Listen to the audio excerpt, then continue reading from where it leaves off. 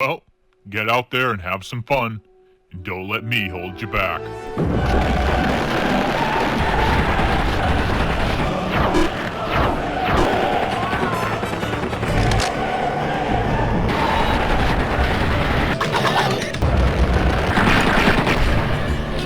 Anyone who spent any amount of time browsing through the games on Steam would probably agree that the review system is pretty much broken at times. That can be obvious when you're sifting through the numerous pornographic or budget titles available, and noticing that they've all got positive reviews despite being little more than masturbatory slideshows.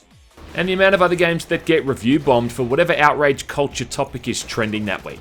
Even then though, these games only usually get positive or very positive ratings, or in the case of the negative ones, it's usually mixed. So for a game to get an overwhelmingly positive rating, well, that's a hell of a thing. Especially one where it's possible for the player to be covered in 3 different bodily fluids at once. What I'm talking about here is Blood and Bacon, a game that I can't remember ever buying, but that's been in my Steam library for years. At one point, either myself or someone else lashed out and spent the $1.50 they're charging for it. And I've played this thing on and off over the years, but never sat down and played through the whole thing. As October is Halloween and Blood and Bacon is, I guess, technically a horror game, let's take a bit of a deeper look at it, shall we? Bet you never thought you'd see someone do a serious review for the game, did ya? Well, guess again, bitch. If I could get off this wall, I would shake your hand, mister.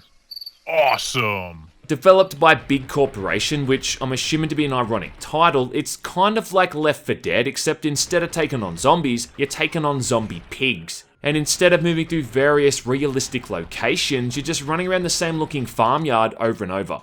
Now imagine that early 90s Peter Jackson worked on the gore effects, around the same time he was working on the film Brain Dead. That's going to give you an idea of the amount of blood and guts it has. According to the store page description, you'll take on 25 enemy types and numerous bosses. If by numerous bosses they mean the same 2 repeated over and over.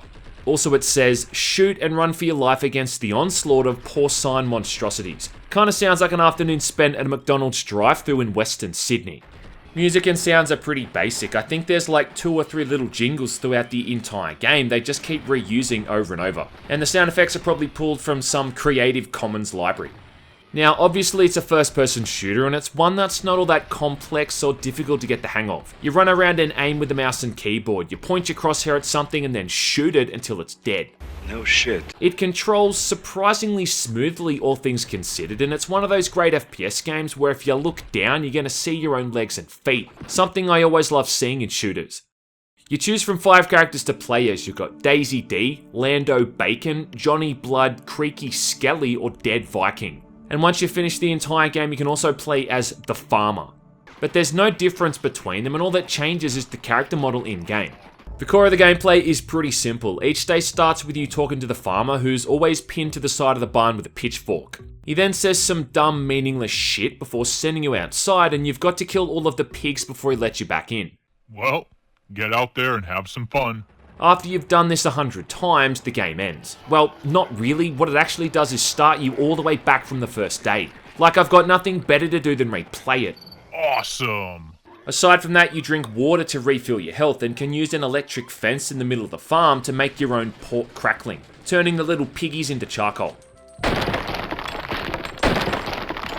Each day though, the type of pigs you have to kill and the amount of them varies. There's either light or dark pigs which have different kind of weak spots. Then there might be tougher armoured pigs that can only be killed by shooting them in the arse. And at night time, for some reason, all of the pigs turn into skeletons, along with some spooky music that sounds like it's off some kind of stock sound effect CD. When you kill these things, they explode in this giant shower of bones, which actually looks kinda neat. On every 10th day, you have to take on a boss pig, which is sadly just recycled throughout the entire game, and there's only really 2 of these. One is just a bigger variant of the normal looking pigs, which takes a lot more damage before going down and can even regenerate a bit of its health. The other one is this giant fat bitch called Princess that just sits in the one place and you just kind of pepper this thing with bullets until you expose a weak spot. One weak spot that just happens to be its anus. Yeah, not even kidding. Come again. It's got a few attacks like being able to create this vortex that sucks you in or jumping up and then slamming down into the ground.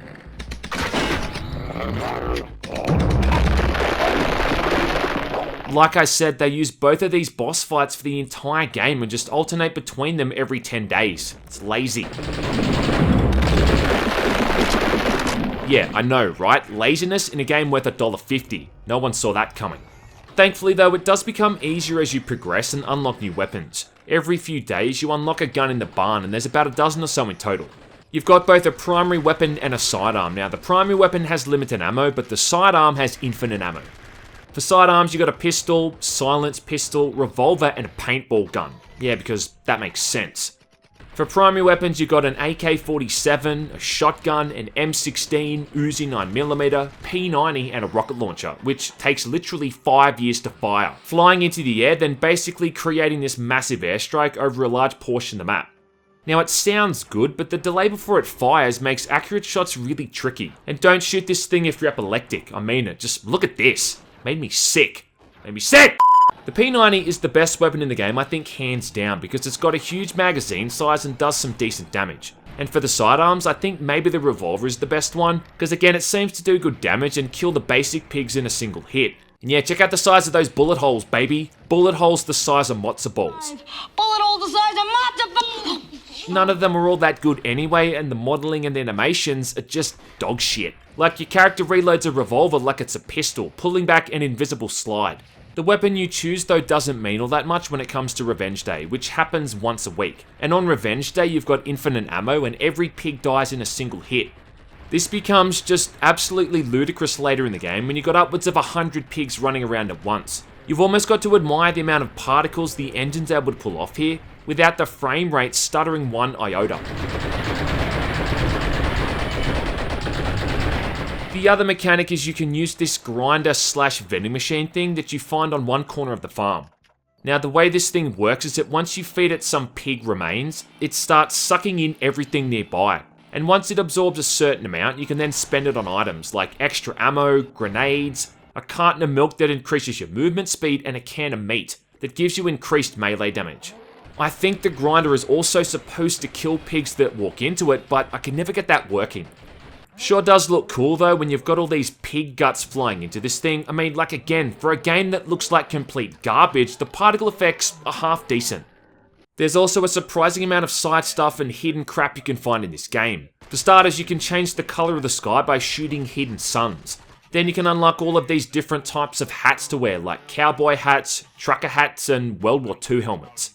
If you shoot the farmer too many times in the head, he'll drop a bunch of grenades and kill you, maybe even blowing both your arms off. Oddly enough though, if you shoot him in the balls, all he does is complain about it endlessly.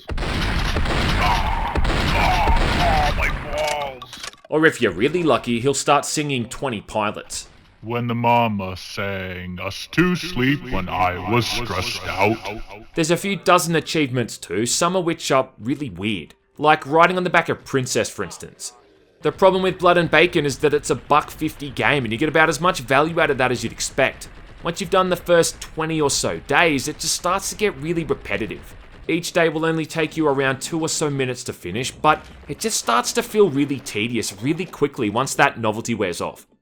I mean, after the third time I had to fight the Princess Pig as a boss was when I just started to get over it, and I think that was around day 60 or so. My balls. The level before that, I had to kill over 500 pigs as well, so as you can imagine, it was starting to get a bit monotonous. So what do you do when life gives you lemons, or in the case of Blood and Bacon, shit, piss and vomit flavoured lemons? Well, you bring in some friends to play it with. Because if games like Fallout 76 and Ghost Recon Breakpoint have taught me anything, it's that any game can be more fun with friends. Yes, son, Blood and Bacon has 2 or 4 player co-op, and as they say, misery loves company, or is that butchery loves company? Honestly though, at least the co-op kinda makes the game more entertaining, especially if you're playing with people who've never played it before, because half the stuff they're gonna experience, they're probably never gonna expect. Oh god, what the... Jesus Christ, that was disturbing to be honest. I don't know, man, I'm pretty rare. It doesn't seem like the extra players increases the enemy count either, so playing with a bunch of people means technically you've only got to kill a quarter of the enemies. And the good thing is that seeing as it seems like 99% of people own this game, you'll always have someone to play it with. The other part of the game is the Horde mode, which is like this Halloween themed mode. This is another 100 or so waves of pigs where you see how long you can hold out, kinda like COD zombies. Around the farm are tombstones and pumpkins which are often full of ammo, explosive ammo or milk, along with iron bars that are used to fuel a cauldron in the center of the electric fence. When the cauldron is fully charged, you can activate it, at which point it explodes and kills every single pig in the current wave. I think this mode is interesting and there is extra content to unlock by playing it, but it's just the same as the basic campaign, just with a few tweaks. And having to shoot a bazillion pumpkins at the end of each round like some kind of video game version of Galaga is a bit tedious. Recently they've just added in this new mission to play as well, which takes place in the year 3019, where apparently the farm's now been teleported to the moon or something. In this mode you gotta drive around in a rover, rescuing astronauts and completing objectives, but this whole thing is just look at it. The fuck? Awesome! Still, it is kind of hard to not recommend this game. I mean, simply for the price tag. I mean, if they were charging 15 or 20 bucks for this thing, yeah, I'd probably have an issue with it. But for the price they're asking, you almost can't fault it.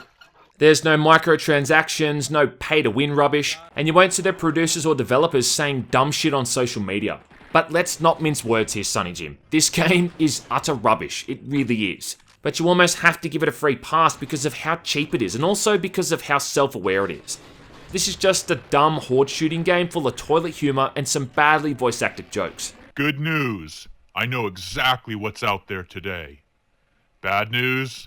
Not gonna tell you. You know the old saying, you pay peanuts, you get monkeys? Well, in this case, you pay peanuts, you get 100 nights of murdering, stampeding zombie pigs, while your screen's covered in bodily fluids. And you know what? If nothing else, this game is incredibly motivating. I mean, if someone can make a game like this and get people to pay money for it and have it be so well known and popular on Steam, a game like this of all things, well, then anything in life is possible. And I guarantee you, you'll never play another game where a boss's weak spot is its exposed asshole. And you can take that one to the bank.